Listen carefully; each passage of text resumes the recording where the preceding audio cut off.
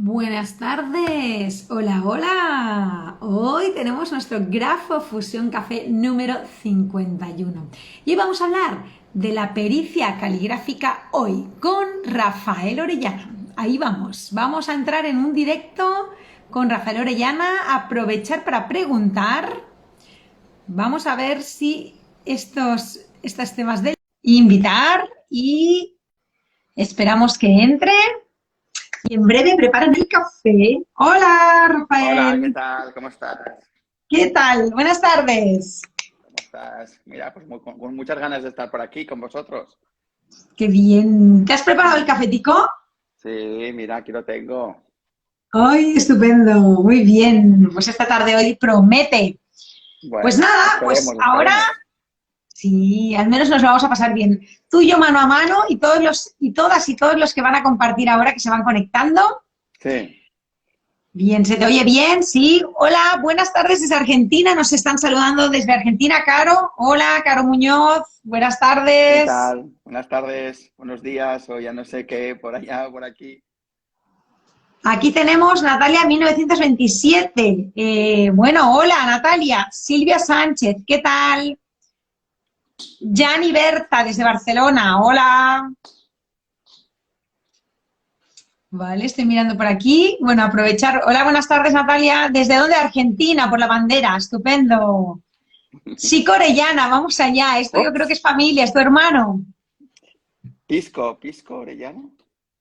Es mi hermano, sí. A Pisco Orellana, es verdad. Es tu hermano, Sí, ¿no? pero está ahí, está ahí. Hola. Bueno, qué bien. Pues nada, Mira, Chasen Silvia Más Porti. también. A Qué ver, ¿qué guay. dice? Chasen Forti tot. O sea, se oye bien, ¿no? Me estáis contando. Voleu dir que se sent bé, ¿no? Sí, mira, mi hermano aquí está, mira, está.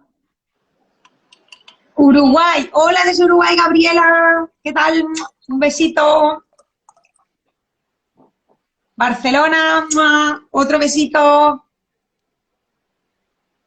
Molt bé, molt bé. Fernanda Bueno, de Brasil, Fernanda Vieira. Hola, muy boa tarde, o buen día, no sé. Gabriela también, muy bien, chicas, chicos, estupendo. Bueno, hoy ya es el Grafo Fusión Café número 51, ya llevamos 51 Grafo Fusión Café desde la pandemia que se inició. Y ahora vamos a tener hoy a Rafael Orellana, son los hermanos Orellana y vienen de una tradición que él nos contará un poquito, ¿no? De su papá, que también era, si no me equivoco, abogado y sobre todo perito calígrafo, ¿es así? así es, sí, sí.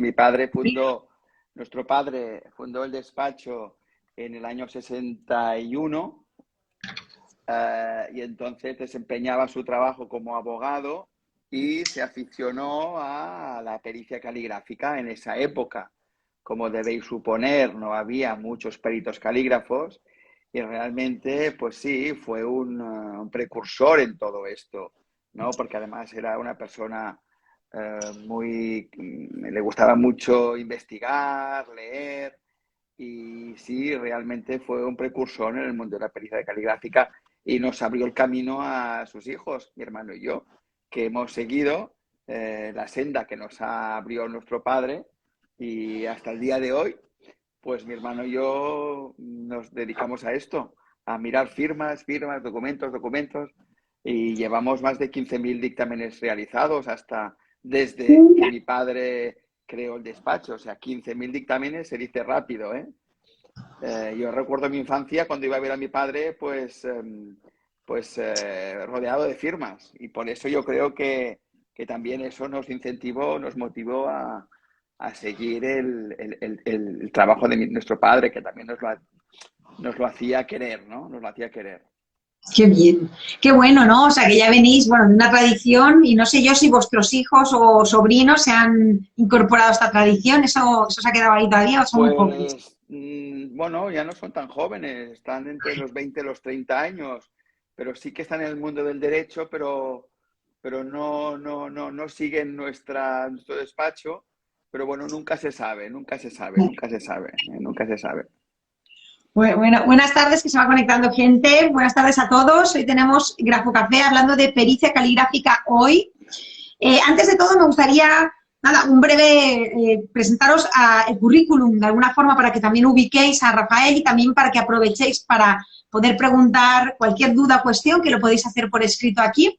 Así que, bueno, Rafael, como ya nos está diciendo, viene de una tradición familiar, hermano y él y padre, de abogados y peritos calígrafos, o sea que son más de 15.000 pericias caligráficas que han realizado, así que imaginaros toda la experiencia que tienen y que pueden aportar. Él es perito calígrafo y abogado, es doctor en Derecho por la Universidad Rovira i Virgili, es socio del gabinete Jurídico Pericial Orellana, junto con su hermano, que son abogados y peritos desde el 1961. Es presidente de la Asociación Catalana de Peritos Judiciales, perits.org. Tiene un máster en Derecho Penal en la Universidad de Barcelona y la UPC, la Pompeu Fabra, profesor consultor en máster en la Universidad de Abogacía en la UOC, que es la Universidad a Distancia, profesor del máster de Derecho Penal en la Universidad Pompeu Fabra en Barcelona como perito calígrafo, posgrado en Pericia Documental y Propiedad Intelectual en la Universidad de Barcelona, profesor del posgrado de Pericia Documental, Caligráfica y Análisis Grafoscópico. Es miembro del equipo académico del Instituto de Derecho del ESADE, de la Escuela ESADE. Es miembro de la Academia Internacional de Expertos en la Escritura de Documentos. Es profesor de Cuestiones Actuales en Criminalista. Representante del Consejo General de Peritos para Asuntos Internacionales y ponente en técnicas avanzadas en documentoscopia, ¿no? Ha hecho y ha participado en muchísimos congresos. Algunas de las conferencias o papers que ha hecho, pues habla de los expertos, de los estándares de calidad de los dictámenes periciales. También tu tesis va un poquito sobre eso, que luego nos contarás. Sí, También uno de los papers, bueno, de los artículos, ¿no? El informe pericial en Europa, y muchísimos más. Es también coautor de varios libros y tiene su propio libro editado, que es su tesis doctoral, que también compartirá. Y ahora, después de leer esto, hay muchas más cosas, ¿eh? Lo que pasa que hemos resumido para no estar aquí, ¿no? Porque nos interesa mucho saber cuál es tu postura o cuál es tu visión o cuáles son los retos de la pericia caligráfica hoy, ¿no? Que seguramente pues, puede estar entre las firmas digitales, tablets, ¿no? Un poquito que nos ubiques en España y a lo mejor si tienes el contexto en otros países, pues a ver un poco la comparativa. sí. Bueno, a ver, sí que es cierto que la pericia caligráfica, como todo, se va adecuando a los nuevos tiempos, ¿eh?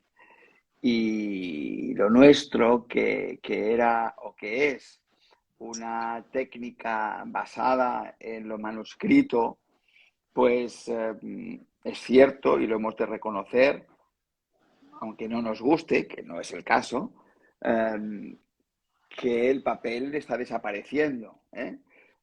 La firma manuscrita, como la hemos conceptuado hasta ahora, es decir, manuscrita en un papel, como este, ¿eh? En el que cogemos un lapicero o un bolígrafo o un rotulador y disponemos nosotros directamente nuestra firma en un papel para que nos identifique, para demostrar nuestra voluntad en firmar un texto preimpreso, pues eso cambia.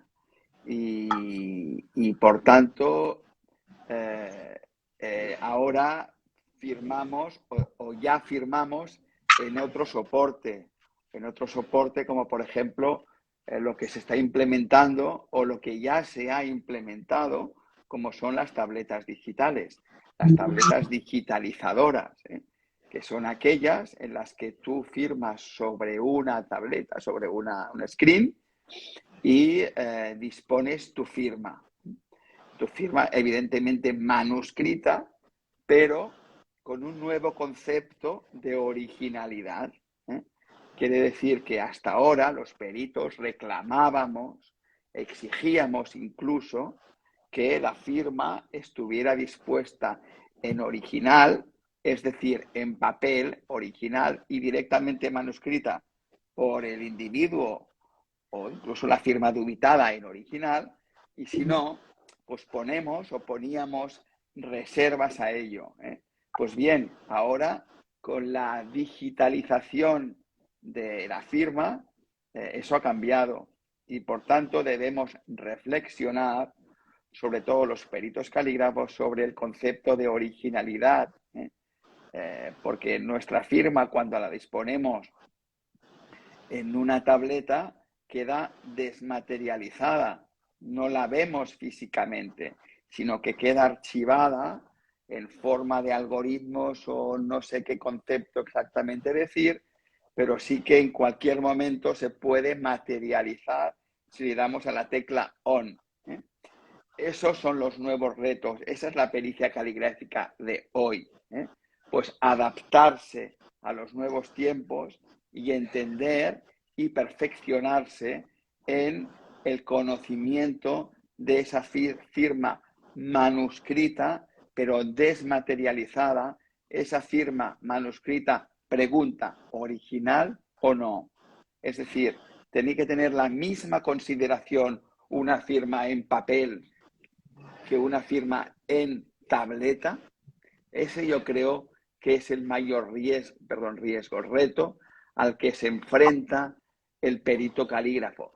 Y a lo mejor ha sido un lapsus inconsciente esto de decir riesgo en lugar de reto, ¿no? Porque aquí Eso te va a decir, porque yo también lo veo un riesgo.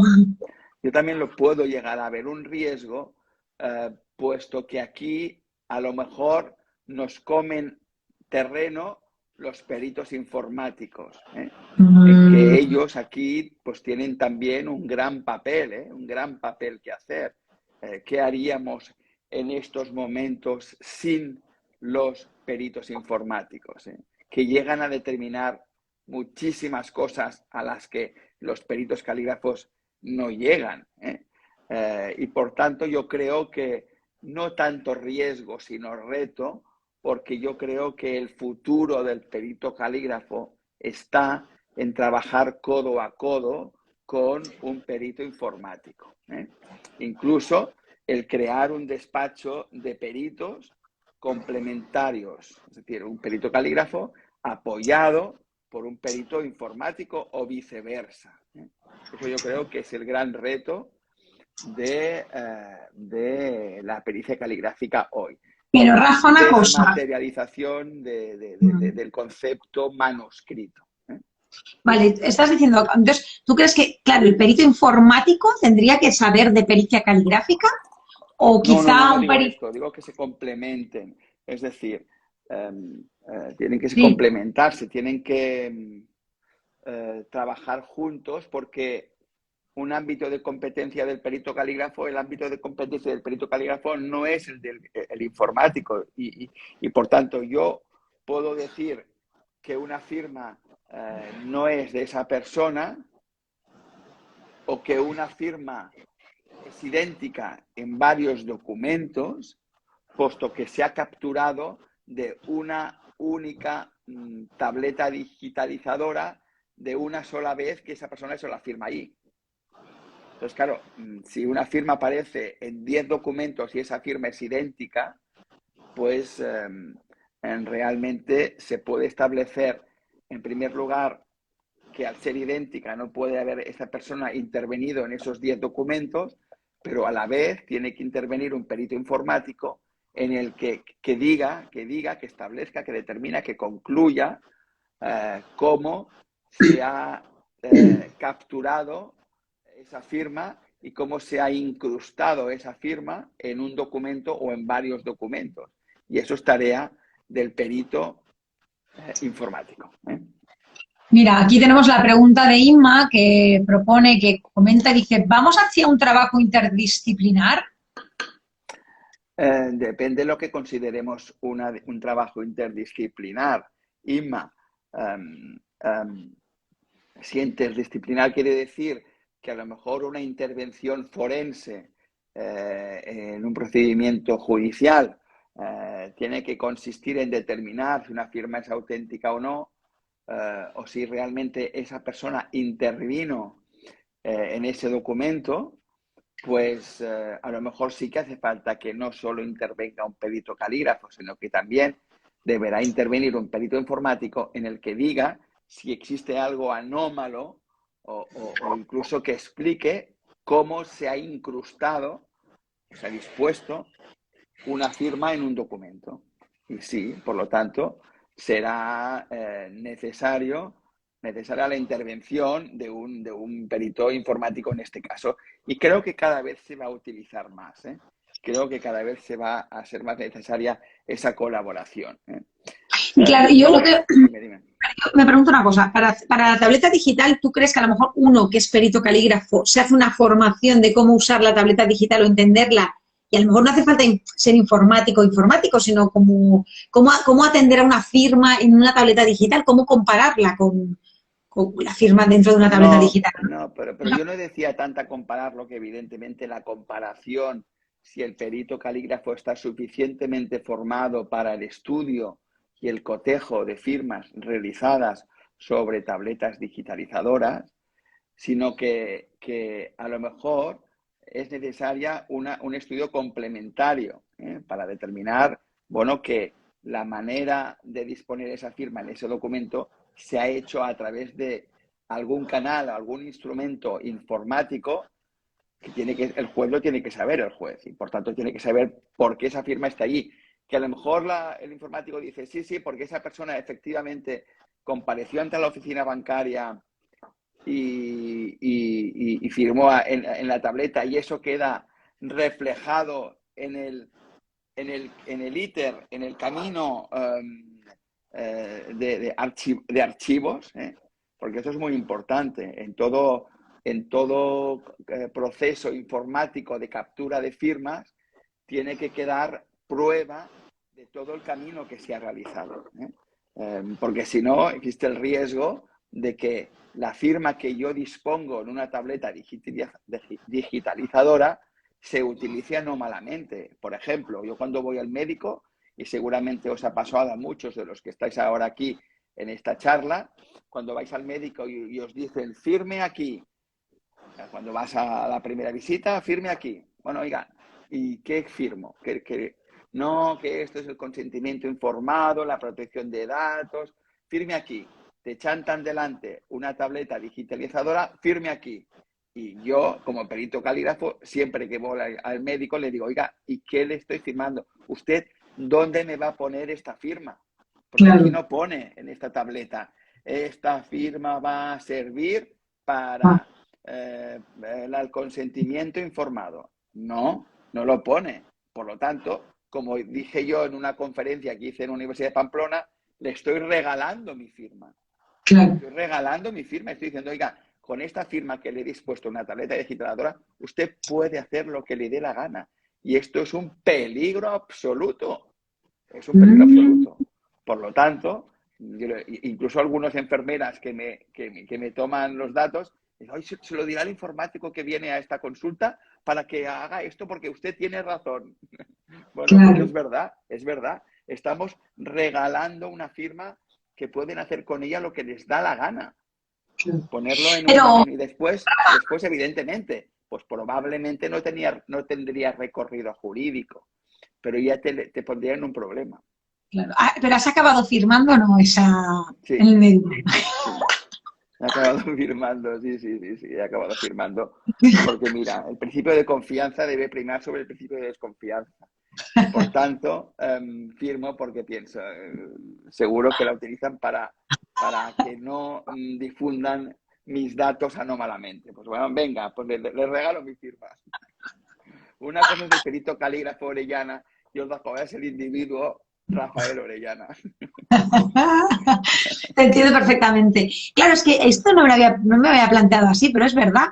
Claro, ¿y cómo haces? O sea, has tenido algún caso de tableta digital que te la hayan dado a ti y tú como perito calígrafo digas, bueno, ¿y ahora qué hago yo con una firma de tableta digital? ¿No? ¿Te ha pasado alguna vez? ¿Has Sí, tenido sí, algún sí. caso? Bueno, de hecho, mi hermano y yo hicimos un curso internacional con Marcos Gianetto sobre firmas digitales y realmente fue muy interesante, muy interesante. Um, y sí que existen unas características, una idiosincrasia específica de las firmas elaboradas con con tabletas digitales. Bueno, porque nosotros estamos educados y acostumbrados a escribir con el bolígrafo, con el lápiz y dentro de la mano. Y nuestros músculos, nuestra mano, estamos acostumbrados a ello. Y estamos acostumbrados a firmar sobre un papel y sobre una mesa, sentados, etcétera. Claro, a la que llega el cartero de correos con la tableta digitalizadora en la puerta, con prisas, sin poder apoyarnos, nos encontramos con la distorsión de nuestra firma. Y por tanto, la distorsión de la firma implica una mayor dificultad o una dificultad añadida para poder determinar la autoría y la autenticidad de esa firma. Y puede arrojar datos que pueden hacer equivocar el criterio del perito. Por tanto, es importante que las tabletas digitalizadoras tengan unos componentes, unas características, una ergonomía y se identifique con la firma manuscrita sobre papel. Nosotros, mi hermano y yo, fuimos contratados por una empresa, un tercero de confianza, una empresa que validaba contratos de compra de electrodomésticos, y ellos tenían que validar que la operación era correcta. Y nos contactaron con nosotros para decirles cómo tenía que hacer todo este proceso y cómo tenía que ser la firma o incluso la tableta o el lapicero para que esa firma respondiera a la realidad y que no fuera negada por parte del autor de esa firma, ¿no?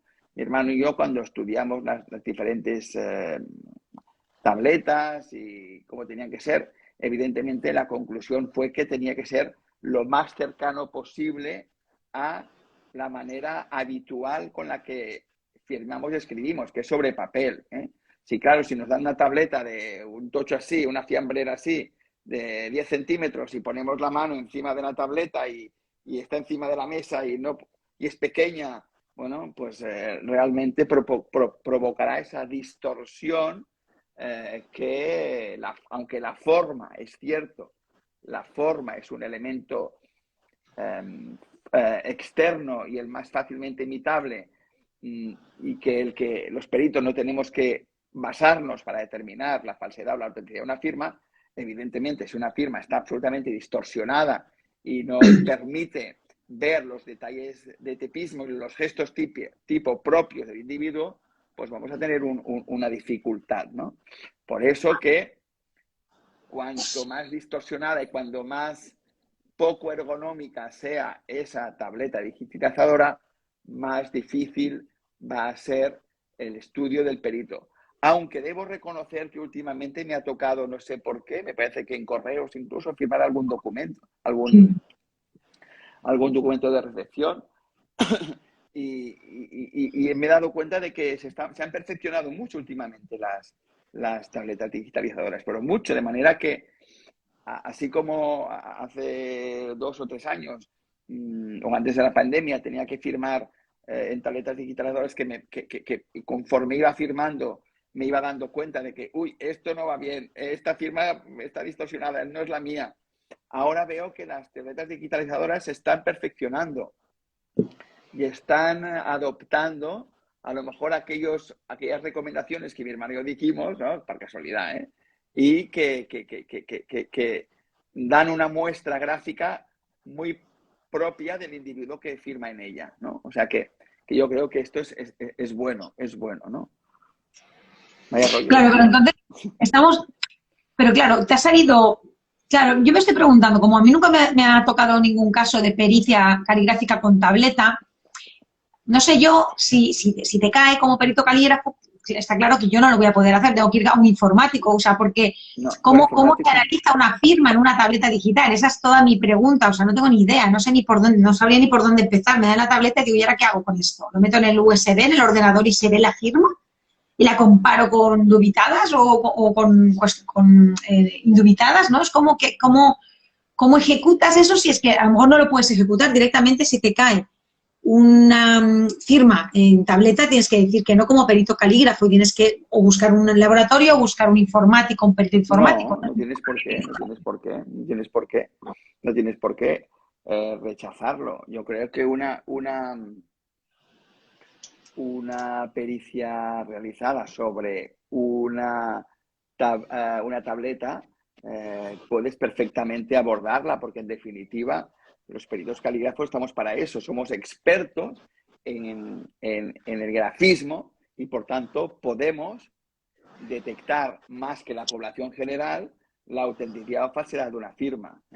Y por tanto, si una firma se ha realizado sobre una tableta, incluso te diré más, si una firma se ha realizado sobre una tableta y esa tableta ha reflejado o ha registrado todos los parámetros gráficos que esa firma tiene, presión, rapidez, proporción, esa firma sobre una tableta nos va a dar más datos que la firma hecha sobre papel, porque tenemos registrados todos sus componentes. Por ejemplo, la presión, la fuerza que se ha ejercido a la hora de firmar. Esa fuerza ejercida es medible y por tanto nos va a dar más datos, nos va a dar mayor número de elementos que una firma realizada sobre papel, en la que es un elemento estático, no dinámico, porque cuando la vemos sobre papel una firma, esa firma, bueno, sí, presión, pues presión fuerte, una fuerza intensa, al inicio es más débil, pero lo deducimos de la vista. Pero en cambio, una firma digitalizada, si está bien registrada, puede darnos unos gráficos, unas muestras de su ejecución durante su ejecución, porque las registra, las graba. Y eso, evidentemente, para el perito es un elemento muy bueno, muy importante. Y precisamente se ha de decir que una firma hecha sobre tableta digital puede darnos más datos incluso que una firma hecha sobre papel. ¿Entiendes, no? No sé si me he explicado bien. Sí, aquí tenemos una pregunta de Silvia Sánchez que comenta: ¿las indubitables se solicitarán realizarse en las mismas condiciones? Sí, pues esto también es un elemento que es importante. Efectivamente, y esto es un hándicap, es un hándicap para el tráfico mercantil, o el tráfico empresarial o el tráfico profesional que tenemos todos. Si yo, por ejemplo, firmo un documento de compraventa de una lavadora, por ejemplo, y lo firmo en una tableta Wacom, por ejemplo, de unas características especiales, por lo que sea, esa firma entra en conflicto, pues probablemente yo tendré que hacer una muestra indubitada en las mismas características sobre la misma tableta, porque si no puede haber una cierta, como decía antes, distorsión gráfica. Ahora bien, si yo también pienso, y esto a lo mejor puede recibir críticas, que si la tableta tiene unas condiciones, como decía antes, ergonómicas, o unas condiciones que permitan ejecutar tu firma con espontaneidad, yo creo que no va a ser del todo preciso que se haga la firma indubitada o las firmas indubitadas en las muestras indubitadas en la misma y exacta tableta digitalizadora, ¿no? Porque en definitiva las normas de nuestra profesión dicen que el gesto gráfico se mantiene, perdura, por mucho que escribamos con el pie, con la mano izquierda o con lo que sea.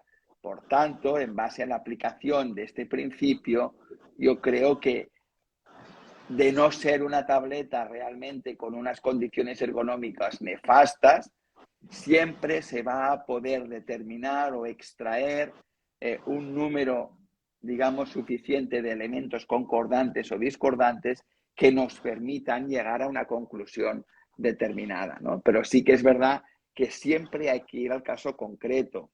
Y el caso concreto a lo mejor pues, nos puede dar una firma, por ejemplo, muy escueta, muy sencilla, que no tenga esa riqueza gráfica identificativa suficiente como para poderlos pronunciar, ¿no? Entonces, claro, eso siempre dependerá del caso concreto, ¿eh?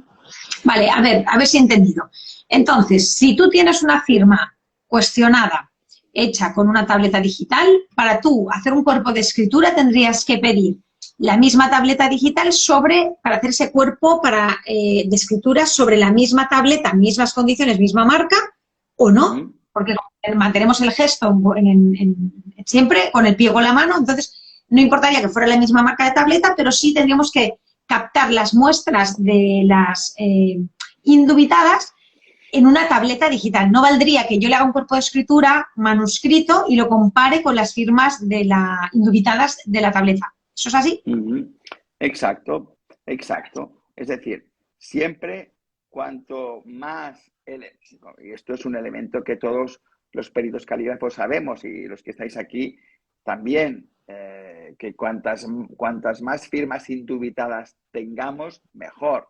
Esto no lo digo yo, lo digo también pues, las sentencias de los tribunales, que a veces la valoración judicial de un perito se hace en base al material caligráfico indubitado que ha tenido, que sea coetáneo, que sea extenso, que sea equicircunstancial, etcétera, etcétera, etcétera, que sea original. Entonces, en base a esos elementos de idoneidad del material indubitado, el dictamen de ese perito va a ser más o menos valorado, ¿eh?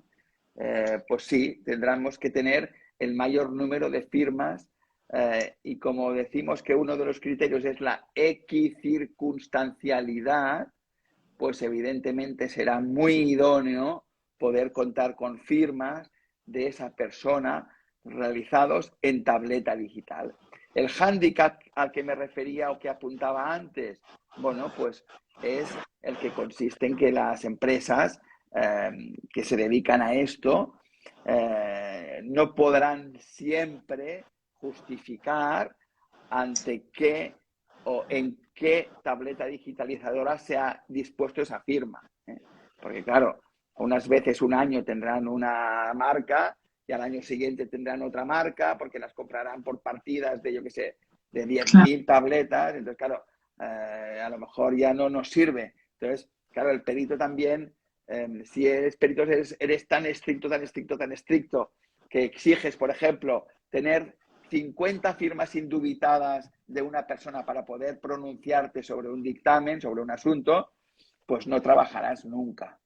Claro. Entonces, claro, también tienes que atreverte a salir al ruedo y con tu conocimiento y tu experiencia, pues tener la valentía de pronunciarte en un sentido o en otro, o incluso pronunciarte en un sentido aproximado, que esto también es otro tema que tiene tela, que tiene su miga. Es decir, algunos libros o algunos manuales que he leído de peritos dicen que tienes que pronunciarte si es auténtica o es falsa, ¿eh?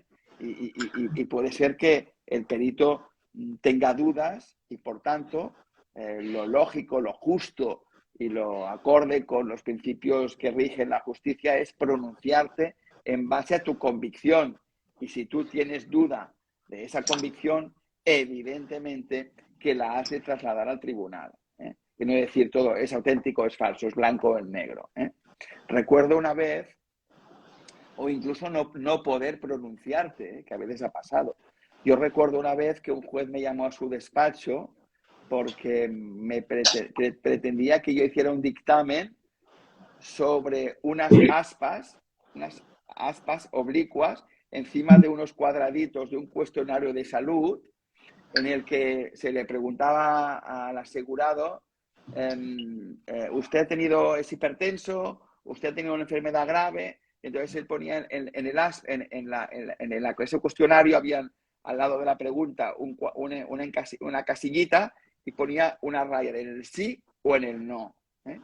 Y entonces el juez me llamó a su despacho, mi señora Diana, me gustaría saber si esto... me dijo, me gustaría que usted me hiciera un dictamen diciéndome si estas rayas encima de este casilla son del asegurado o no. porque aquí hay un problema que se piensa que a lo mejor él escondió una enfermedad preexistente y por tanto la compañía no quiere pagar, ¿no? Cuando yo le dije, mire señoría, que no, que va a ser que no, que una raya oblicua encima de una casilla no tiene una riqueza identificativa suficiente como para poderme pronunciar. Y se me medio mosqueó. Oiga, pero usted no es perito calígrafo. Yo sí, yo soy pero yo no soy rappel. Eso no se lo dije, ¿no? Pero yo, oiga, necesito unas condiciones mínimas para poderlo hacer. Y por tanto, si ese dictamen se me hubiera pedido, yo hubiera dicho que no puedo pronunciarme. Claro, Es claro. decir, ni sí ni no. E incluso en el despacho nosotros consideramos que también, como decía antes, tienes que trasladar la duda que puedas tener en un dictamen al tribunal. Pues mire, la hipótesis que yo considero más probable es esta. No decir como algunas sentencias recogen que es auténtica en un 70% y falsa en un 30%. Esto es una aberración desde mi punto de vista, ¿eh? Y incluso hay sentencias que lo han recogido de algunos expertos que así lo han dicho, ¿eh? No se puede decir que un 70% de una firma puede ser auténtica y un 30% puede ser falsa. No, pero sí que puedes decir que desde tu punto de vista consideras pues que la hipótesis más probable es que esta firma sea auténtica por esto, por esto, por esto y por esto, ¿eh? Porque se necesitan unos criterios, unos elementos mínimos para poderte pronunciar de una forma categórica de sí o no. Aquí tenemos desde Pisco Orellana comenta, la tableta registra de forma más objetiva los flamencos gráficos que derivan del aspecto dinámico de la firma, velocidad, aceleración, continuidad, presión, paradas, etcétera. Pues muchas gracias. Y aquí tenemos a Grafos MMX, será de México, que dice, entra ahí el principio de similitud. Comparte ella. Y aquí tenemos otra... Bueno, podría especificar qué quiere decir con el principio de similitud. Pues sí. Que nos lo explique un poco mejor. Sí. Y luego, no era pregunta, creo que era como, bueno, al menos no había signo de interrogación. Y aquí tenemos a María Jesús Villamón, que dice, lo difícil de las firmas digitales biométricas son las que se realizan con el dedo. Esas sí que son difíciles. Sí, sí, estoy de acuerdo, pero con una circunstancia. A ver, yo ahora tengo un papel en delante, que he hecho una prueba. Yo en este papel que tengo, yo ahora me pongo a hacer mi firma, ¿vale? Me pongo a hacer mi firma con el dedo. Me pongo a hacer mi firma con el dedo, ¿vale? Lo hago. Espera, que no salga. Así, algo así. Sí. Bueno, lo hago en el papel. A ver si se ve aquí. Hago mi firma, ¿eh? Sí. Bueno, estoy ya en vertical, ¿eh? Pues sí. Es la mía. Ahora, con el dedo. Si lo hago en el dedo, me sale. Es lo mismo. Me sale igual. Claro. Lo que ocurre es que si el nos lo brazo. hacen hacer en un elemento en vertical, si nos lo hacen hacer en una tableta pequeñita, pero realmente también el dedo puede servir para identificar el dedo, para hacer la firma, pero siempre que se den las condiciones para ello. Pues tenemos un papel grande con las condiciones necesarias, pues sí que será posible reproducir nuestra muestra gráfica habitual que nos identifica. Sí que puede ser. Y luego también ahora que estamos hablando de tabletas, eso sería un poco en contexto como los retos de la pericia caligráfica. Hoy podríamos resumirlo como tableta digital, ¿no? O sea, realmente es eso. No, es como tenemos que, como de alguna forma, o formarnos en tabletas digitales, o conocer más, o trabajar con un perito informático, ¿no? Esta es un poquito la pericia caligráfica hoy situada, como primera conclusión. Vale. Exacto. Muy buen resumen. Y luego también, claro, había otra pregunta, pero yo creo que va muy ligada, que era como, ¿sigue siendo la firma manuscrita el eje, el centro de su estudio? Esto supongo que te refieres a lo mismo, o sea... a ver, perdona, que no te he oído bien. La segunda pregunta, que tiene mucha relación con la primera, lo que estábamos hablando de la pericia caligráfica hoy con las tabletas digitales, hablábamos de, una pregunta así sería, ¿sigue siendo la firma manuscrita el eje, el centro de su estudio? Yo entiendo aquí, ¿no? Como que tanto en tableta digital como en manuscrito vamos a analizar esos patrones o esas, ¿no? El trazo, la velocidad, el gestotipo, ¿no? Es lo mismo, sería lo mismo, ¿no? En la firma Sí, manuscrita que la sí, efectivamente. Vamos a utilizar los mismos parámetros gráficos para el para cotejo, para la comparación, efectivamente. Pero esta pregunta, tal vez, y cuando hablamos tú y yo estos últimos días, eh, la cuestión es que nosotros, mi hermano y yo, en el despacho, nos sorprende que pese a la entrada de las firmas digitales y realizadas en tabletas digitales, nosotros seguimos trabajando y bastante y lo hacemos sobre firmas manuscritas en papel. Es decir, que pese a esta entrada de firmas digitalizadas, la firma manuscrita sobre papel sigue siendo muy solicitada y muy utilizada. qué suerte. Y, bueno, efectivamente, es una suerte. Y no sé si esto realmente acabará, si esto realmente llegará algún día a terminar. Yo no lo creo. Como anécdota os diré que hace 3 o 4 meses intervenía en una operación ante notario y el que tenía que vender era un inglés que vivía en Filipinas.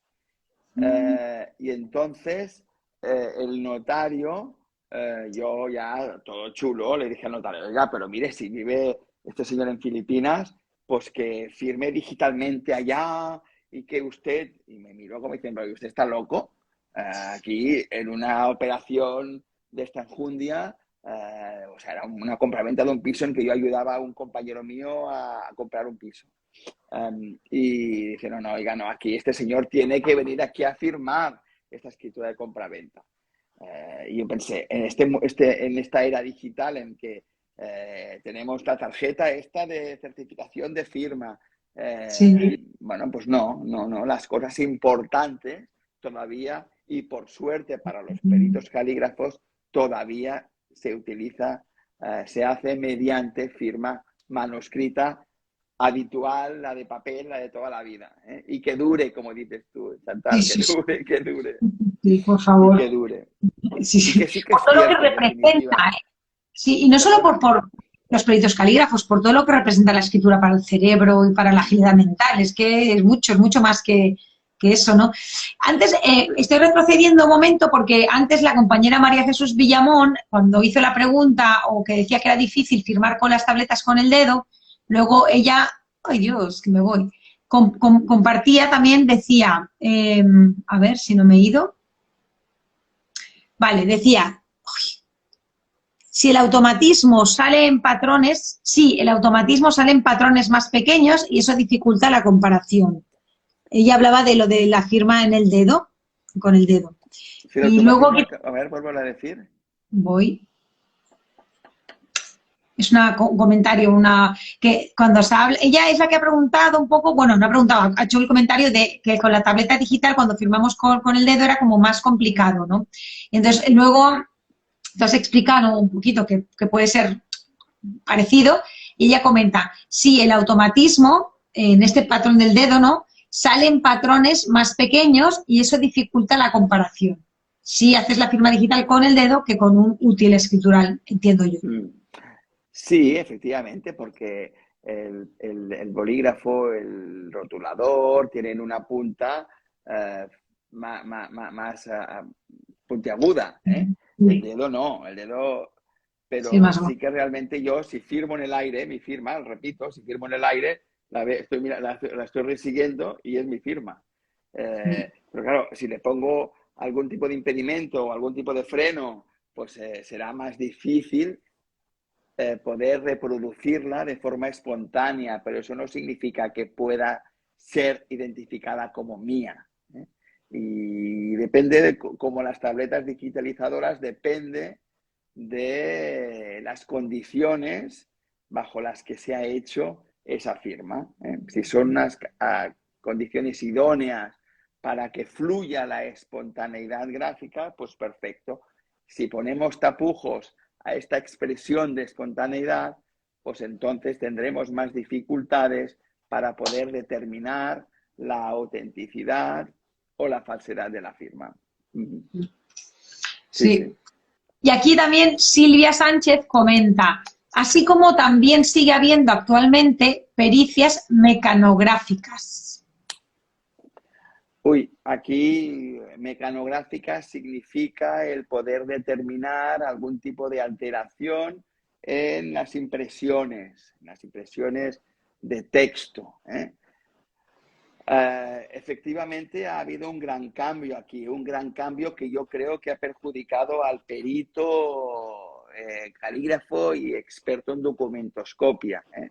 ¿Por qué? Porque antes tú podías identificar una máquina de escribir, la máquina de escribir que había mecanografiado o incluso impreso un texto, ¿eh? ¿Por qué? Porque determinábamos, el estilo consistía en determinar el error de esa máquina. A través del error, pues por ejemplo, en las máquinas antiguas, pues que el carro, la A, siempre quedaba un poco a la izquierda, ¿eh? Ahora no, ahora se ha homogeneizado todo, ahora se ha uniformizado todo, de manera que ya no es posible, o no es tan posible, que no digo que no lo sea, no es tan posible identificar una sola y única máquina de escribir, pero es posible identificar un tipo de impresión, ¿eh? Pero ya es más difícil identificar la máquina de escribir de la que ha salido ese documento en concreto, ¿eh? Yo no digo que sea imposible, pero que sí es más difícil, es más complejo, es más complejo. Claro, que aquí yo creo que en esto, no sé yo, o sea, tú haces un texto en el ordenador, lo imprimes, es un anónimo, por ejemplo, ¿cómo, a quién se lo dan para que lo verifique? Claro, eso tiene que ser ya documentoscopia, análisis de tintas, ¿no? Laboratorio, porque es un perito calígrafo, a no ser que sea un poquito la sociolingüística forense, ¿no? El contexto, pero, o sea, que ahí hay que, ¿cómo lo haría un perito calígrafo? No sé yo si sería, si podría ser nuestra competencia, ¿no? Como peritos, no sé, digo, Pero pregunto, para ¿eh? determinar efectos de que determinar la autoría. Por ejemplo, hay un anónimo escrito a ordenador que lo imprimen, ¿no? Y es un anónimo o una amenaza.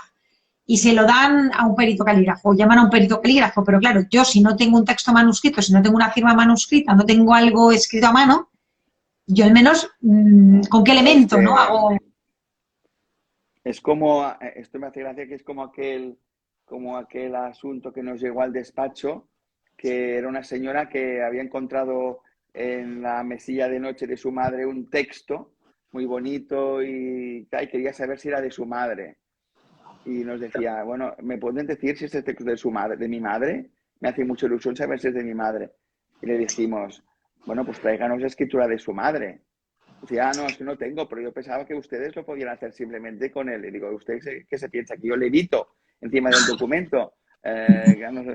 Nuestro técnico, nuestro estudio es una técnica comparativa, material indubitado, material dubitado, ¿no? Claro, que a veces te piden cosas que es de imposible resolución. El tema este que me pides, que me preguntas, de un documento impreso, del que se pretende determinar la autoría. Bueno, pues yo creo que aquí tú has apuntado algo interesante, el tema de la sociolingüística. sociolingüística, ¿eh? Hay peritos muy buenos que pueden llegar a determinarlo. El poder establecer una identificación en base a los giros lingüísticos, semánticos que se han utilizado, ¿eh? Desde un punto de vista pericial, documentoscópico o caligráfico, lo veo difícil, sinceramente. Veo difícil que se pueda determinar la autoría a través simplemente de un texto. a no ser que por otros medios se pueda determinar a través de testificales o de documentales, se pueda establecer una identidad de autor, pero en principio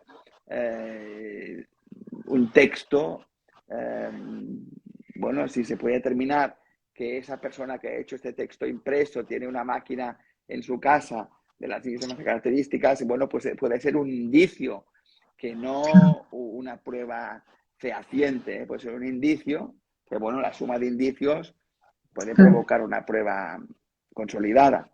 Pero esto que me pregunta sobre un texto impreso, determinar la autoría, pues escapa un poco a la competencia del perito calígrafo y documentoscópico. Y aquí también podríamos hablar de la pericia caligráfica judicial en diferentes sistemas, ¿no? O sea que en países europeos, como, no sé, tú que a lo mejor has viajado y has hecho conferencias en otros países, no sé si puedes como, ¿no? dar como un mapa general de cómo está la pericia caligráfica en España, cómo la estamos Bueno, llevando sí, cómo está sí, en otros sí, países. sí, la verdad es que existe una variedad de sistemas, Ujú, aunque la variedad de sistemas que existen en Europa se podrían dividir en dos grandes sistemas, dos grandes sistemas. El sistema francés, ujú. principalmente francés, en el que el perito designado es un perito del juez, el expert du juge, y el juez es el que tiene la capacidad de designar al perito, casi con exclusiva. Frente a este sistema que se aplica en la mayoría, hay que decir, en la mayoría de países europeos, existe el sistema de perito de parte, que curiosamente lo tenemos en España como sistema de designa principal y en los países anglosajones, Inglaterra y Estados Unidos, en el que el perito es designado por la parte. Esto es la Ley de Enjuiciamiento Civil española, pues de una manera clara establece que es la parte, sobre todo en el ámbito civil, la que tiene la obligación de aportar las pruebas periciales. Y no el juez no tiene capacidad de motu propio decidir que quiere una pericial, porque son las partes las que impulsan el procedimiento. Y esto realmente desde el año 2000 en España dio un giro bestial a la prueba pericial, de manera que antes era el juez el que tenía la capacidad también y para pruebas para mejor proveer, incluso ahora no, ahora son las partes las que tienen la capacidad de designar, de escoger y aportar y designar al perito que va a hacer esa pericia, con algunas excepciones, pero que en realidad generalmente es así. ¿Qué pasa entonces? ¿Qué pasa? Que el perito, en España, el perito, su objetivo ya no es el juzgado, sino que su objetivo es convencer a los abogados de que lo tienen que contratar. O sea, yo siempre en mis artículos y en algunas publicaciones que he hecho hablo de la privatización de la pericial en España. Nosotros antes de la Ley de Enjuiciamiento Civil del 2000, éramos designados 100% por los juzgados. Nos llegaba un fax o una citación judicial, ahora no. Ahora son las partes, los abogados, quienes nos llaman: oye, Orellana, necesito una prueba pericial, reunámonos, hablemos de que si es posible que esa pericial que dice mi cliente es falsa, si realmente es falsa o no es falsa la firma. Bueno, y por tanto ha cambiado mucho, ¿no? Y estos dos sistemas son los sistemas primordiales y principales. En Francia, por ejemplo, cuando yo viajo a Francia para algunas reuniones de la Unión Europea, que ahora hay un proyecto que se llama Find an Expert 2, y es el que establecer pues, una lista de expertos y una uniformización de nomenclaturas de periciales de todo tipo, para que aparezca en los portales de e-justice de la Unión Europea. O sea, sabéis que, bueno, si no sabéis lo que os digo, la Unión Europea tiene un portal que se llama IE-Justice, y en este en este portal e-Justice pues puedes encontrar un notario puedes encontrar un abogado, ¿no? Bueno, encuentra tu abogado, encuentra en base a los diferentes países y las diferentes entidades. Pues bien, ahora se está trabajando para encontrar un perito, ¿eh? Y eso es un trabajo muy intenso porque los países tienen diferentes sistemas de designación de peritos, de asociacionismo, de colegios de profesionales, y esto realmente es un trabajo muy importante, ¿no? Y esto os lo digo porque cuando yo viajo a algunos países para estas reuniones y les explico el sistema español de designa de parte, se ponen las manos en la cabeza, ¿no? Y el juez no puede designar al perito. Y digo, en el ámbito civil no puede. Tienen que ser las partes las que le propongan al juez designar a un perito o las que las mismas partes aporten junto a su demanda o contestación una prueba de pericia. Esto, claro, cambia Ahora mucho. estoy pensando, Rafa, cuando nos encontramos, no sé si te acordarás, pero nos conocimos, yo era perito de parte, tú eras perito de oficio judicial y había otra persona, la parte contraria, que tenía otro perito de parte. Éramos 3 peritas y nos hicieron un careo. Entonces, yo sabía que al que le iban a hacer caso era a ti, porque eres el perito que designa el juzgado. Entonces, es como la parte neutral, ¿no? Yo lo que veo con los peritos de parte es que piensan que al ser de parte te está pagando esa parte y entonces ya no eres neutral, ¿no? No eres como... No. Esto es Y es injusto, sí, es injusto. Yo es, he hecho artículos criticando estas decisiones judiciales en las que el perito designado por el juez, como dices tú, y algunas sentencias así lo han dicho textualmente, es el perito neutral, ¿eh? claro. Y por otra parte, nosotros en nuestro despacho tenemos sentencias que han dictado un fallo a nuestro favor, cuando digo a nuestro favor, creyéndonos a nosotros, pese a ser, y me pesa decir pese, peritos de parte, ¿eh? A mí no me gusta esto de perito de parte, porque perito de parte parece que seas de alguien, pertenezcas Sí. a la parte. Yo siempre les digo, oiga, no soy perito de parte, soy perito designado por la parte, ¿eh? Y por tanto mi función es absolutamente diferente a la del abogado. El abogado tiene sí o sí que defender los intereses de su cliente. Yo como perito designado por él, no, en absoluto. Yo lo que tengo que dar es trasladarle mi criterio profesional, que puede coincidir o no con su argumentación jurídica que quiere plantear al tribunal.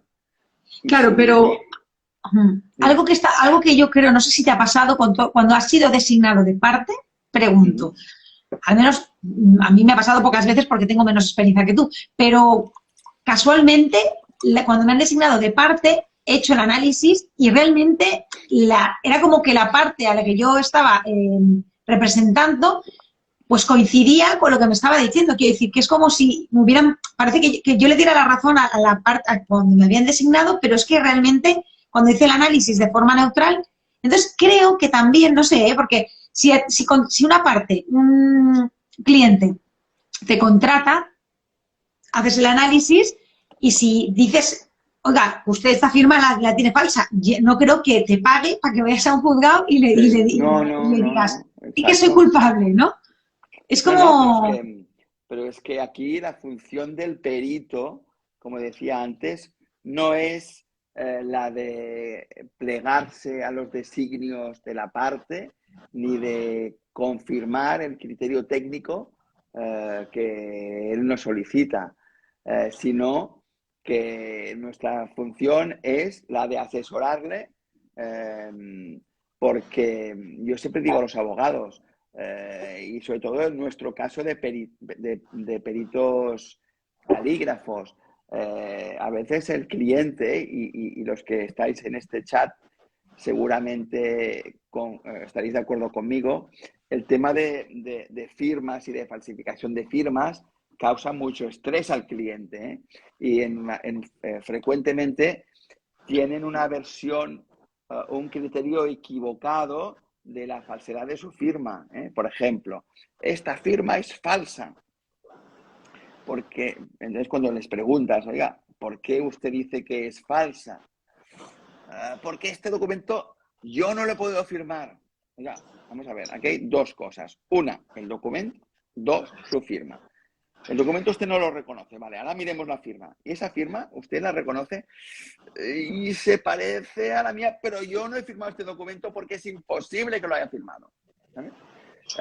Por tanto, a lo mejor el abogado se cree a pies juntillas lo que el cliente le dice, que la firma es falsa, no pasa por el tamiz del perito calígrafo, se atreve, por ejemplo, a poner una querella y le sale rana, porque tarde o temprano va a salir un perito calígrafo que le va a decir que esa firma no es falsa, sino que es de su cliente. Por lo tanto, el perito calígrafo designado por la parte está cumpliendo una función bárbara, una función positivísima, como es la de decirle al abogado, oye, no pretenderás poner una querella por falsedad, como dice tu cliente, porque esa firma no es falsa, esa firma es buena.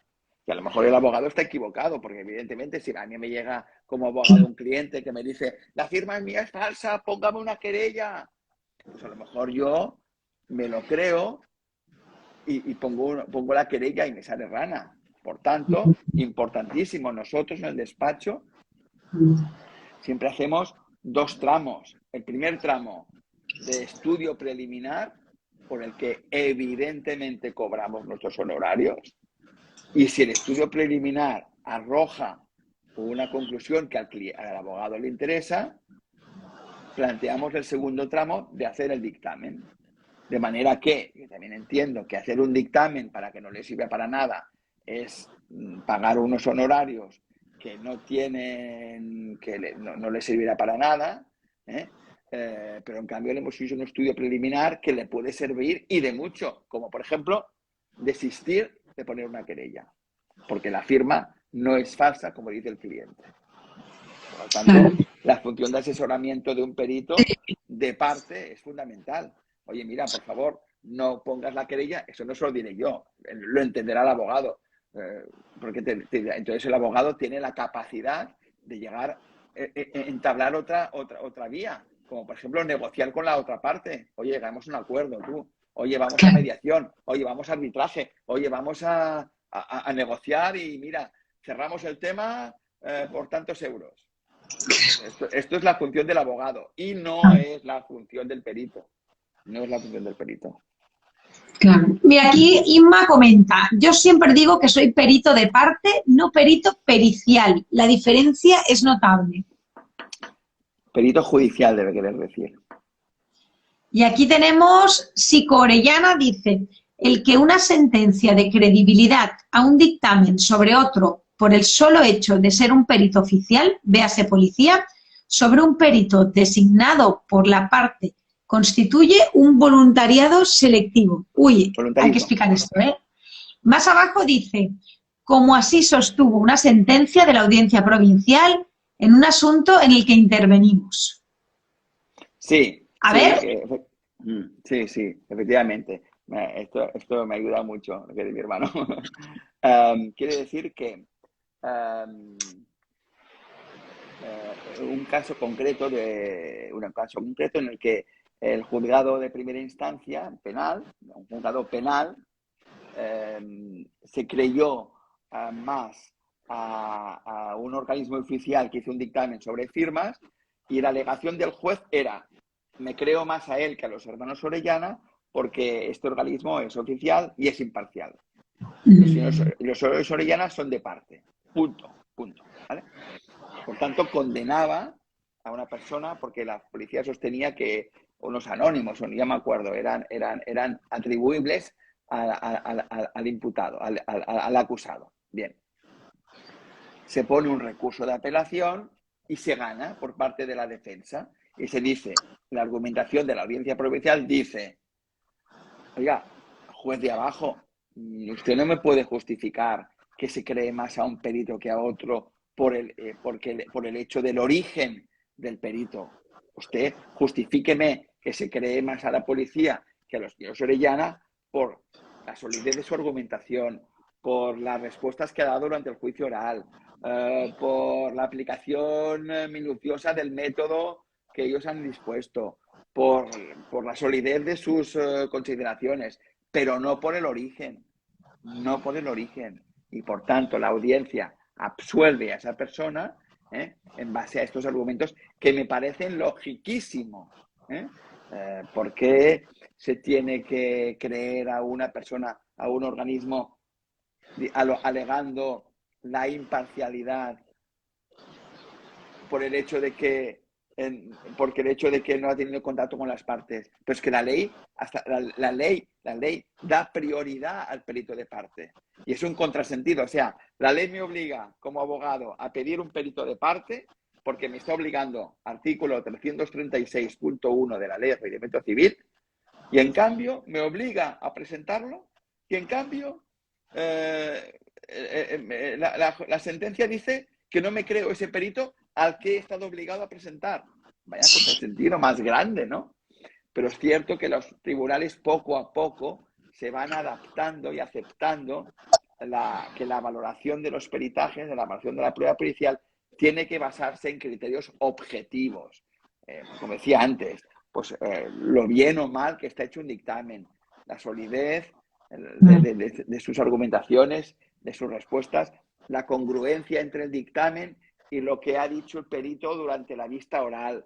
Son elementos que conforman un criterio que el juez tiene que asumir o no en su convicción judicial y en su sentencia. Y son elementos que, bueno, que se basan en el artículo 348 de la Ley de Procedimiento Civil de las reglas de la sana crítica, elementos objetivables, elementos lógicos, que vienen de la lógica, pues evidentemente, claro. Si viene un perito, el acto de la vista, oiga, ¿usted por qué cree que esa firma es auténtica?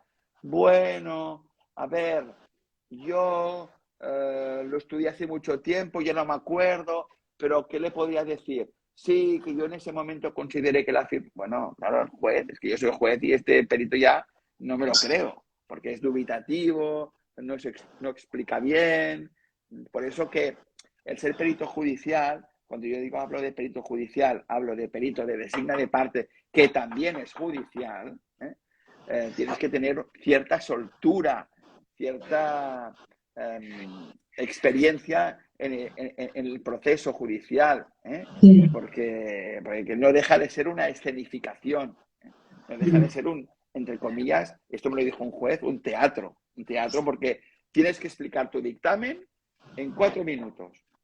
Es un dictamen que a lo mejor tiene 200 páginas, tienes que explicarlo en 4 minutos. Y no puedes explicarlo con palabras farragosas, complejas, muy técnicas. A mí me lo dijo un juez, oiga, es que a mí me causa un problema muy grande aquel perito que llega al juicio y no lo entiendo. Y no lo entiendo. Es que no lo entiendo. Llego a mi casa con un doble trabajo. El trabajo de entender el expediente y encima entender al perito. O sea que es un tema realmente que tiene su miga, que tiene su miga. Y ahora, como para recapitular, así como para resumir, a ver si lo apunté bien, tenemos como que en el sistema, en la pericia caligráfica, en el sistema francés y en el sistema español, sí que existe lo que le llaman, no mentira, en el sistema francés no hay perito de parte y en el sistema anglosajón y en España hay perito de parte, ¿verdad? Exacto. En Francia, como decía, es el perito del juez. Y sí que existen peritos de la parte, pero son de conseller, los consejeros, y pueden asesorar a la parte, pero no intervenir como peritos, no intervenir como peritos, pero sí aconsejar a la parte sobre esa prueba pericial. Y en Francia sí que es el perito único, el perito... que lo designa el juez, sí o sí. El juez, sí. A petición de las partes, también puede ser a petición de las partes, pero es un perito que no ha tenido contacto con las partes, que se ha basado en... que se ha sido designado de las listas que salen de los juzgados. Claro, yo estaba pensando ahora que sale más barato para un abogado ir a un juzgado, a un juez y decir que quiere un perito de parte, porque el que quiere un perito judicial de oficio, digamos, un perito de juzgado, ¿no? porque como normalmente los juzgados te pagan lo que es el estamento público, siempre son las pericias que hacemos para los estamentos públicos es más económico, o sea, nos pagan menos de lo que nos deberían pagar, y cuando es de parte, realmente se cobra lo que se debería cobrar, ¿no? Entonces yo también pienso, ahora me estoy poniendo en la piel de un abogado que sepa esto, entonces va y le sale gratis a su cliente, ¿no? La pericial, No, o sea, no, es no, mucho más gratis gratis no. que ir de parte, ¿o no? No, gratis no, porque un perito de designa judicial, que también ese es el contrasentido, cobra de la parte. Es decir, si un perito, otra cosa es de oficio, como has dicho tú, Chantal, de oficio quiere decir con justicia gratuita.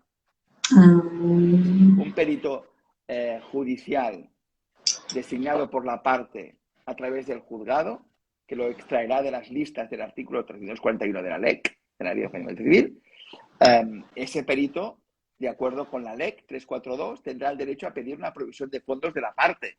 O sea, vendrá pagado por la parte.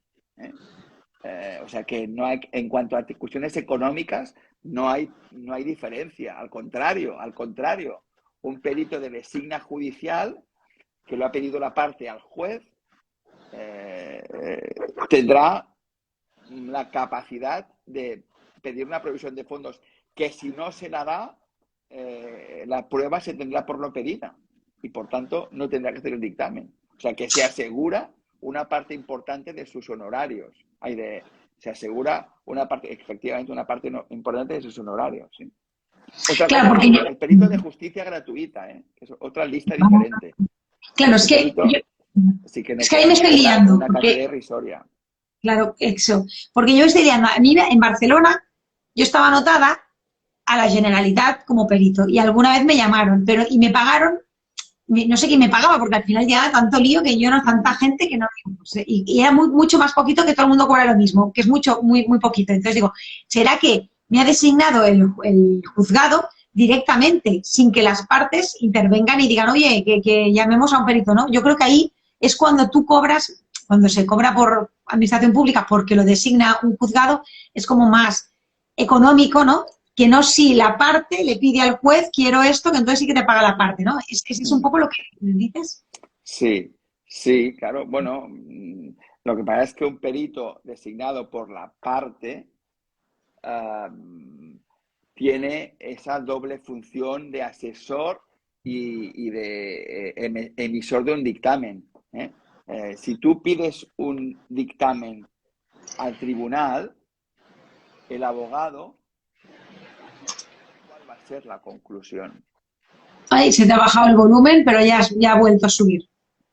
Digo, que si tú pides un dictamen al tribunal como abogado, tú no sabes la conclusión a la que ese perito va a llegar. No la sabes.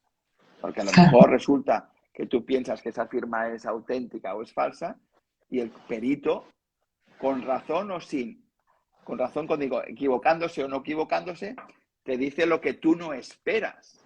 Es que con el perito designado por la parte, te dirá antes, en nuestro caso, si la firma es o no auténtica. Y por tanto, tú como abogado tendrás todas las armas para decidir qué hacer ante el tribunal. Si poner una querella, si desistir del procedimiento, si llegar a una negociación con la otra parte, etcétera, etcétera, etcétera. Yo solo estoy apuntando, como siempre, para no perder nota. Bien. Bueno, ya estamos llegando al final, ¿eh? Entonces, yo creo que ya llevamos una horita y un poquito más. Ha estado súper bien y sigue estando súper bien. Y a mí me gustaría también, yo personalmente me pregunté a compañeras y compañeros peritos para que me recomendaran libros. Estaba mirando ahora en la biblioteca cuáles eran. Ah, mira, ya los tengo aquí, espera. Bueno, y que me recomendaran libros de pericia caligráfica actuales, ¿no? Y me recomendaron dos, pero de actuales no tenían nada, ¿no? Entonces, no sé si hay algún libro de pericia caligráfica actual que tú puedas recomendar o... El mío. Pero el tuyo es muy concreto. ¿El tuyo de qué habla? Mira, el mío es este, que ahora lo busco por internet. Mira, este es mi libro. A ver, ¿lo veis? Se ve en espejo, Rafa. Dinos el título. ¿Cómo de espejo? Se ve la gente lo ve en formato espejo, no se ve del derecho. A ver, acércate más. Sí, sí, se ve en espejo. No, bueno, aspectos conflictivos de la prueba pericial. Bien, A ¿y la eso de qué pericial trata? caligráfica. De Walter Aspectos Kluwer, cognitivos de la pericial caligráfica de Rafael Orellana. Sí, sí, sí, es mi libro. Que hay que hablar de mi libro, como decía que el autor. Yo vengo a Um, hablar de mi... no, porque fue mi tesis doctoral.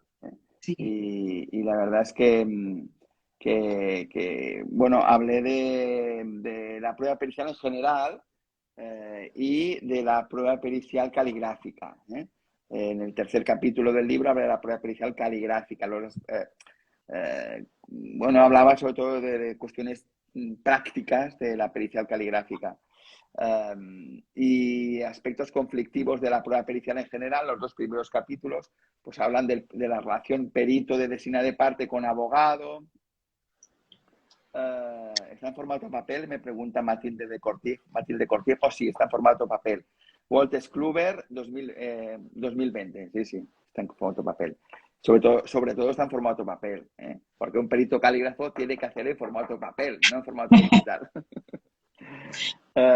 Y los primeros capítulos del libro pues hablan de esto, de los aspectos de la prueba pericial, la problemática de la prueba pericial, esto de la valoración judicial de la prueba pericial, cuáles son los elementos que hacen que un dictamen sea mejor o más valorado que otro, pues aplicar el método, exponer el método, hacer una conclusión que se base en las 5 Cs, que esto es unas 5 Cs, que son las 5 Cs de la corrección, que sea correcta, completa, concisa, congruente y clara. Serían las 5 Cs que permiten, elaborar una conclusión comprensible para evitar enfadar al juez. Cuando digo enfadar al juez, porque no lo entiende el dictamen. Y es curioso porque hace tiempo, desde la Asociación Catalana de Peritos, consultamos a los magistrados y les pedimos qué esperaban de los peritos, qué esperaban de los dictámenes que emitíamos ante los tribunales. Y curiosamente, una de las respuestas que nos dieron, o la respuesta que más nos dieron fue, por favor, conclusiones claras, conclusiones concisas, que las entendamos. No sé, nosotros nos imaginamos que los jueces son muy doctos y a veces me dicen, es que Rafa, no entiende, me viene un ingeniero en telecomunicaciones que me pone fórmulas y algoritmos y fórmulas y me quedo sin entender nada. Y yo lo que quiero es que me lo explique para que yo, que no entiendo de nada de ingeniería, lo entienda. Pues Claro. nosotros como peritos calígrafos tenemos que hacer lo mismo. Intentar explicarle a alguien que no entiende, a un lego en nuestra materia, lo que nosotros consideramos de una manera clara, correcta, completa y concisa. Porque el juez tiene 100 o 200 asuntos que le esperan y no puede estar leyéndose nuestro dictamen durante 4 horas. Desgraciadamente. Sí, sí, es así, sí, es así. Y también, sí, yo también lo veo, que a veces yo cada vez voy mejorando los dictámenes, pero voy pensando, me pongo en el lugar del otro y digo, vale, alguien que no entiende nada, que no le puedo hablar, porque la velocidad del trazo, del no sé qué, de 90 grados, de no La sé qué, bamba, el amba, no sé qué, la torsión. sí, sí, Sí, es sí, como, sí. ¿qué está contándome? Pero claro, también entra en conflicto el si no le llamo torsión, ¿cómo le llamo? Y si no le llamo AMPA Ah, jampa, ¿cómo le llamo? ¿No? Entonces es como, yo ya me he ido al pie y crestas, ¿no? Que es como que la gente cualquiera al pie y la cresta, ¿no? Es ya, como más fácil de entender. Entonces voy buscando porque tampoco quiero quedar como un vocabulario de estar por casa. O sea, tienes que, el ya, punto medio, ya. ¿no? Es como complicado, ¿eh? Es como escribir una novela esto. Me acuerdo que una vez fui a un juicio y había un perito que también explicaba su dictamen junto a mí y hablaba de unos elementos así en forma de V en la parte inferior y hablaba de espárragos. Entonces, claro, iba hablando al juez porque el primer espárrago, el segundo espárrago, yo pensaba, caray, sí que es verdad que hemos de hacer un vocabulario claro, pero tal vez no tanto, ¿no? Hablar de espárragos en un juicio. hablando de una firma me parecía un poco bestia, ¿no? Pero sí que hay que encontrar la fórmula de explicarlo. Pero yo también aquí hago una recomendación y es ilustrar el dictamen con Sí, ampliaciones fotográficas para poder acercarse al juez, que esto pasa muy a menudo, acercarse al juez con el dictamen abierto, con las láminas ampliadas y decirle, mire, señoría, lo que yo veo es esto, mire, esto y esto. Aquí lo ve, porque si no, no lo entenderá, porque lo nuestro es claro, muy sí, visual lo nuestro. ¿Eh? Entra por sí. los ojos. ¿Eh? Yo siempre recuerdo un abogado amigo mío que hablaba tenía que acreditar ¿cómo se llama esto? Inundación en una casa, ¿no? Una inundación. Entonces, vino un arquitecto para acreditarlo, pero le hizo hacer una plantilla con Ujú. o no sé, con una rueda que incluso con agua, ¿no? Y el juicio fue con ese modelo fabricado en el que lo puso, mire, la inundación se ha provocado por esto. Apretó el botón y empezó a salir el agua ese modelo que hizo, ¿no? Bueno, Eso pues está esto muy es lo bien. que quiere el juez. Eso Sí, es lo que quiere el juez. está- Entenderlo y si en el juicio oral la mejor manera es que sea de forma visual. ¿Eh? Por eso, sí, lo sí, nuestro que es firmas, tenemos sí. una gran posibilidad de acreditarlo, de demostrarlo mediante elementos visuales. Sí. Aquí nos pregunta firmar y grafología. Te pregunta Rafa si contiene imágenes prácticas tu libro. No, no tiene imágenes, no, es texto, porque claro, pensad una cosa, esto fue mi tesis Tesis. doctoral. Entonces, claro, la tesis doctoral tiene que cumplir unos requisitos muy académicos, Claro. muy académicos. De hecho, me costó más montar la tesis con las notas a pie, que tenían que ser todas iguales, Sí. con el mismo formato, primero el autor, después el editorial, el año, la página, que no redactarlo. Yo pensaba, estoy perdiendo el tiempo aquí en hacer un libro con notas a pie y el texto lo tenía hecho hace tiempo. Entonces, claro, una tesis doctoral no normalmente, sobre todo en el mundo del derecho, que es muy dogmático, pues tiene pocas posibilidades de ilustrarlo, ¿no? Pero bueno, el texto sí que realmente es un texto, yo creo que sirve para nuestra especialidad. Recordamos que el libro de Rafael Orellana se llama Aspectos caligráficos de la prueba, No, no, no, aspectos conflictivos de la prueba pericial caligráfica. no. Aspectos conflictivos de la prueba pericial. Punto. Aspectos Especial conflictivos, atención a la pericial caligráfica. vale. Aspectos conflictivos de la prueba pericial.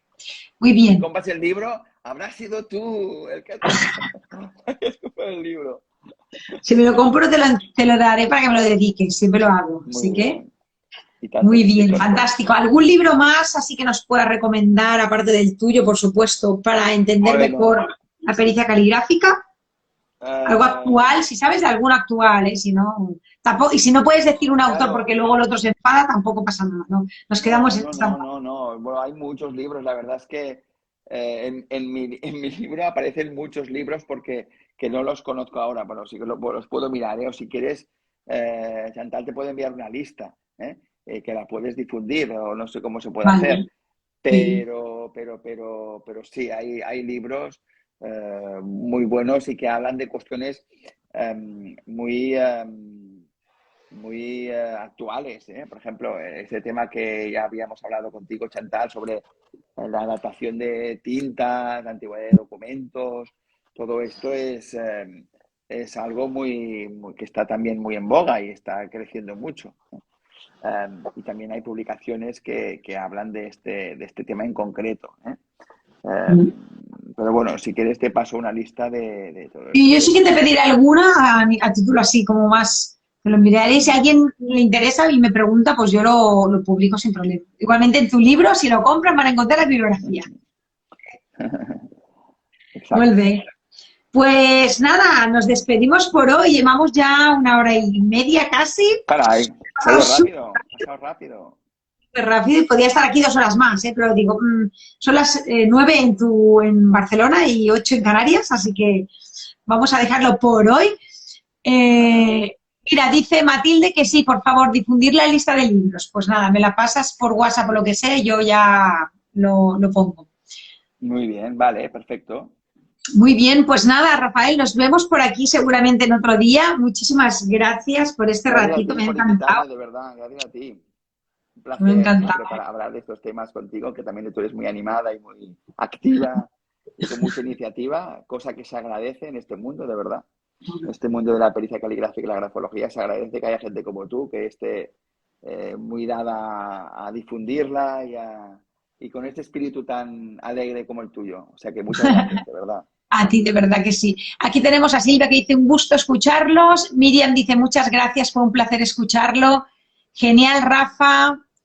Una vez más, muchas gracias por compartir los conocimientos. Así que, Gracias a bueno, vosotros, de a verdad. vosotros por estar aquí, compartir también y hacer preguntas y también compartir vuestro conocimiento. También a tu hermano que ha sido como el apuntador que ha ido ahí Sí, apuntando, ¿eh? sí, sí, Así que muchas. muy bien, claro que sí. Bueno, esto se quedará grabado en Instagram, luego lo grabaré en YouTube y luego lo publicaré por Facebook para que todo el mundo tenga acceso a escuchar a Rafa. Aquí tenemos a tu hermano que dice muchas gracias, muy interesante, un abrazo. Un abrazo también para ti. Bueno, pues nada, chicas, chicos, un beso súper grande y nos vemos en breve en otro Grafo Café. Chao. Hasta siempre, un abrazo.